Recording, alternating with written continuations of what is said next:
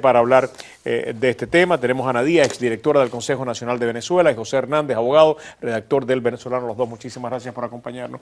Comencemos por ti, Ana. Ni siquiera quiero hacerte una pregunta, sino que reacciones a esto, que básicamente con tantas noticias, primero la noticia de la enfermedad de Chávez y después la noticia de esta masacre en Connecticut, se tragó cualquier otra noticia y básicamente no ha sido evaluada ni analizada con la profundidad que se merece, por lo menos aquí en el sur de la Florida. Adelante, por favor. Bueno, fíjate lo que está pasando. El día de ayer en el proceso electoral venezolano, digamos que la oposición pierde 5 gobernadores, pero realmente ¿es válido esa pérdida de esos 5 gobernadores?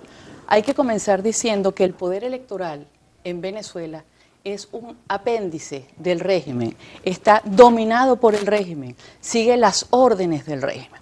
Es decir, que cualquier resultado que emita el Consejo Nacional Electoral está bajo las directrices del régimen que hoy está en Venezuela. Podría decirte lo siguiente, es la primera vez en 50 años de elecciones en Venezuela que un proceso electoral se lleva a cabo después del 15 de diciembre. Tradicionalmente en Venezuela las elecciones son el primero o el segundo domingo de diciembre, nunca más allá, porque evidentemente sale la gente de vacaciones, sale de festividades, o sea que ya de por sí ese cambio de fecha de elección ya tenía que traernos un mensaje, algo iba a pasar, como lo que pasó evidentemente, la abstención.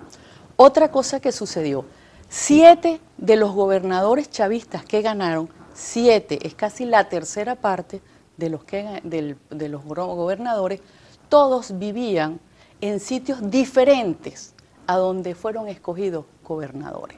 De acuerdo a la ley exige que vivas ciertos años en el lugar donde te estás postulando. Después de la derrota del 7 de octubre, extrañamente el Consejo Nacional Electoral, el órgano electoral, el que se supone que debe ser imparcial, transparente y confiable, cambia a estas personas de sitio y los ponen a vivir. ¿Qué conclusión tú llegas de eso?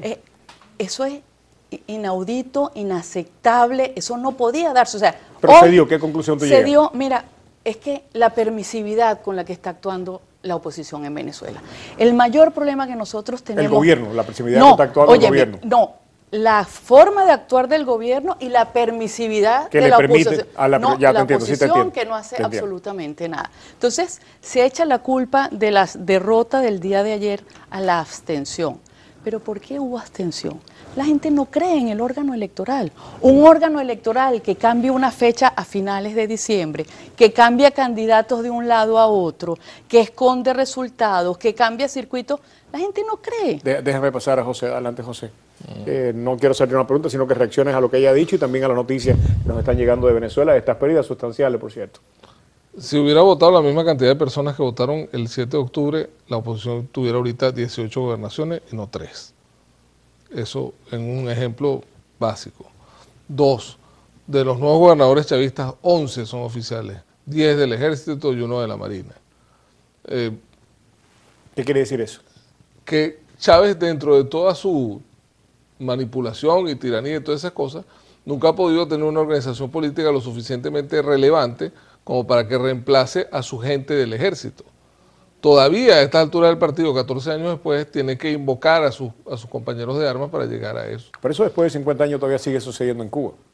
De que básicamente, lo acaba de decir Raúl Castro, que tenemos que darle espacio a las nuevas generaciones porque se sigue gobernando básicamente con los históricos. Si tú no estuviste en la sierra, al lado de Fidel, al lado de Raúl, al lado de Che, no eres básicamente tan legítimo como los cabullos que estuvieron en Angola. Pero eso dicho por un señor de 82 años que está que sigue a su hermano, que no se murió por casualidad y que además lo estaban postulando a diputado a los dos. Por lo menos es cinismo, ¿no? Vamos a estar claros. Por supuesto. O sea, eso en algún caso. Aparte de eso, yo estoy de acuerdo, tú no le puedes echar la culpa a la gente porque la gente no votó. Además, la gente es tu material electoral, tu bien más preciado son tus votantes. Tú no lo puedes agarrar y decirle que, mire, usted, por culpa de usted no... Ahí pasaron muchas cosas. 1 es la fecha es muy importante. 2 es la manipulación perversa de la tragedia de Chávez con su enfermedad, o no, o lo que sea. La manera... O sea, ¿cómo haces tú para convertir a un grupo de marxistas en militantes de la iglesia?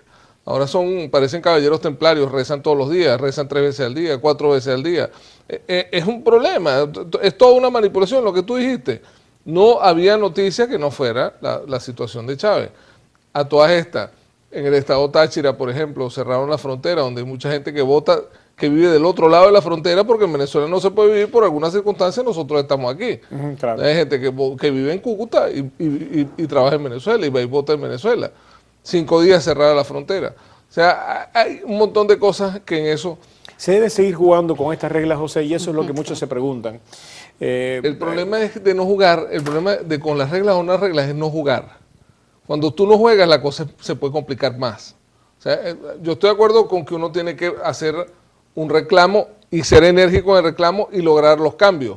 Pero no jugar puede ser peor que jugar. Porque una de las cosas que a mí me llamó poderosamente la atención presidencial no era que se fuera al proceso electoral. Estoy de acuerdo con eso 100%. De paso, hay una cosa muy importante. Se llegó a esta fecha del 16 de diciembre porque la fecha original era, como dice la doctora, el primero y segundo domingo de diciembre, pero con la enfermedad de Chávez se corrió la elección presidencial antes de que le pasara algo a Chávez. Exactamente. Pero lo que le decía era, yo estaba de acuerdo con que se participara el proceso electoral siempre, 100%. Estaba de acuerdo con que si esas eran las reglas, jugar con las reglas esas. Pero lo que me pareció a mí extraño es que la oposición, al término de la elección, se dio a la tarea de legitimizar un proceso que parecía, cuando mínimo, contaminado de una manera bastante preocupante. Y reconocer la derrota era imperioso si no hubiera habido una guerra civil. Y también entiendo que reconocer la derrota era necesario política y humanamente hacerlo. Pero reconocer el proceso con la fuerza, con la legitimidad que le dio Capriles, que le dio un número... ¿Cuál es la fuerza y la legitimidad? Si tú tienes a mí me ganaron, felicitaciones al que ganó y ya, chao, se acabó. ¿Qué más hizo? Eso mismo, pero no decir aquí hay problema, aquí puede que haya problema. No hubo problema, o sea, no puede... Sí, pero también lo dijeron cuando usted... En Aragua nada más 976 personas, el equipo de gobierno del nuevo gobernador, los movilizaron creo que 2 meses antes de las elecciones, completo. Todo el equipo del que era ministro de Interior, lo pasaron para Aragua a votar, cosas así. Pero ahora también tú tienes situaciones extremas. Pones un candidato 2 meses antes de las elecciones que no vivía en el estado Trujillo y el 82% de los electores votan por él.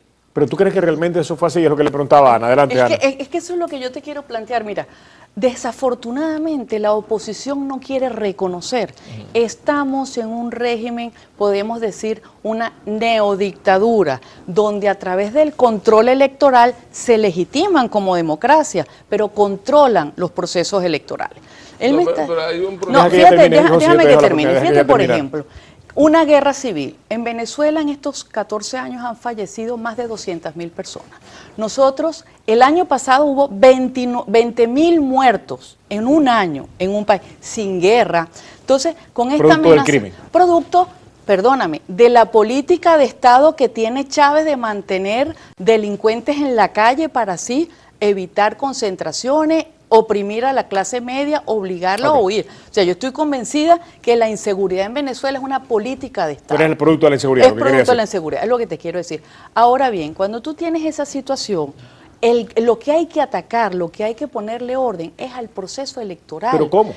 Fíjate una cosa, en el año 2004, cuando se hizo el referéndum revocatorio, iban a invalidar 800.000 firmas. Estaba prácticamente hecho y la presión de la calle en la gente salió a la calle y obligó a hacer ese referéndum. Lo mismo está pasando ahorita. La gente tiene que obligar a que haya condiciones para unas elecciones auténticas.